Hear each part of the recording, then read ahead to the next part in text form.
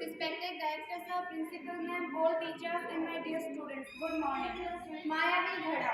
एक धनपति था, धन की उसके पास कोई कमी नहीं थी, परंतु फिर भी व्यवसाय करना व धन कमाना उसका प्रमुख शौक था।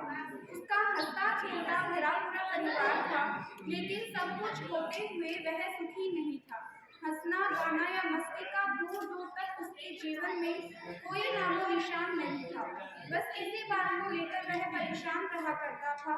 एक बार कहीं से उसके यहाँ एक सन्यासी पधारे।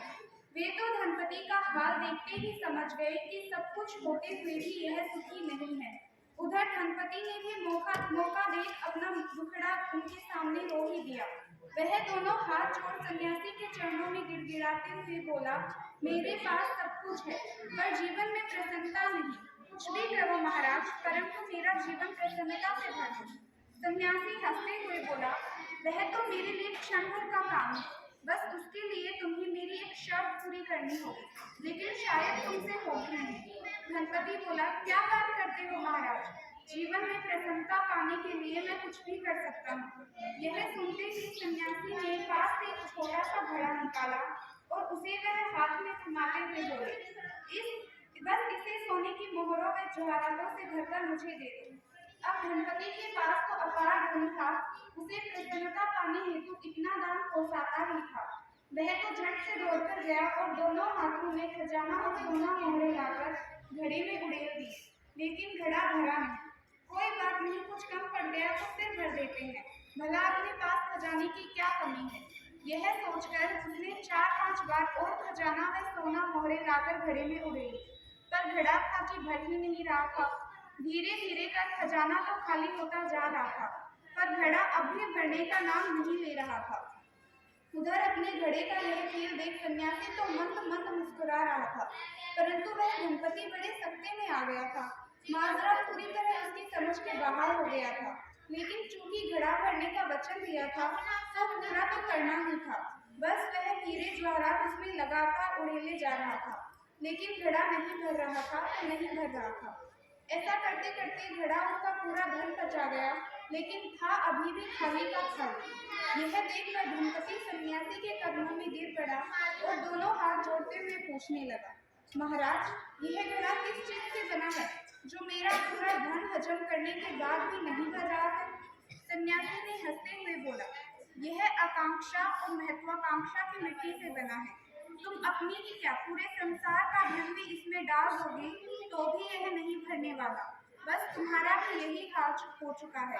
तुम्हारे मन बुद्धि की महत्वाकांक्षाएं इतनी मजबूत हो गई हैं कि कितना ही कमा लो तुम्हारा मन भर नहीं रहा है, जबकि जीने हेतु जितना चाहिए उससे कई गुना पहले से ही तुम्हारे पास है।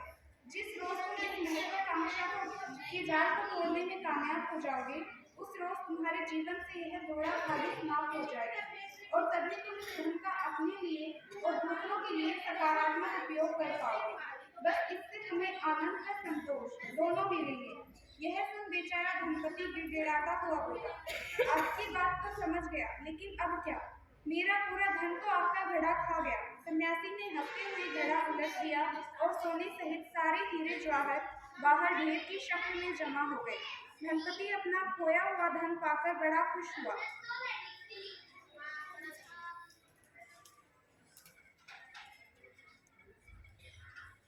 और फिर तो उसका जीवन ही बदल गया। सबसे पहले तो उसने अपने जीवन से सारी फोकट की व्यावसायिक भागदौड़ काट दी। इसके साथ ही वह अपने व परिवार पर दिल खोलकर खर्च भी करने लगा। यही नहीं, जब मौका मिले अच्छे कामों हेतु चैरिटी भी खूब देने लगा। फिर क्या था, चंद दिनों में ही उसके जीवन में ऐसी करवट ली कि वह आनंद और संतोष के शिखर पर जा बैठा। साथ, आप समझे कि नहीं? जरा ध्यान से देख लेना कि कहीं आपकी महत्वाकांक्षाएं भी आपको इस कदर दौड़ा तो नहीं थी। ऐसा तो नहीं कि धन के लोभ ने आपको इतना अंधा कर दिया है कि आपके पास ना तो अपने लिए समय है और ना ही आपका कमाया धन आपके काम आ रहा है। यदि ऐसा है तो आज ही संभल जाओ। धन जीवन की परम आवश्यकता है, पर धन उतना ही कमाना चाहिए जितना अपनी मृत्यु के पूर्व वापर पाओ। धन में पाप नहीं, यदि साथ में चैरिटी करने का दिल भी रखते हो तो, वरना सिर्फ धन के पीछे की अंधी दौड़ कमाने में भी कष्ट देती है और साथ में हजारों व्यवसायिक झंझटें भी झेलवाती है। और इतनी जहमत उठाने के बावजूद इसके वापरने या चैरिटी करने का हृदय न होने के कारण आप ही का कमाया हुआ आपको सुख भी रत्ती भर नहीं देता। एक क्षण को ठहरकर बुद्धिपूर्वक सोचना, क्या इससे बड़ा और कोई पागलपन हो सकता है दुनिया में? Thank you.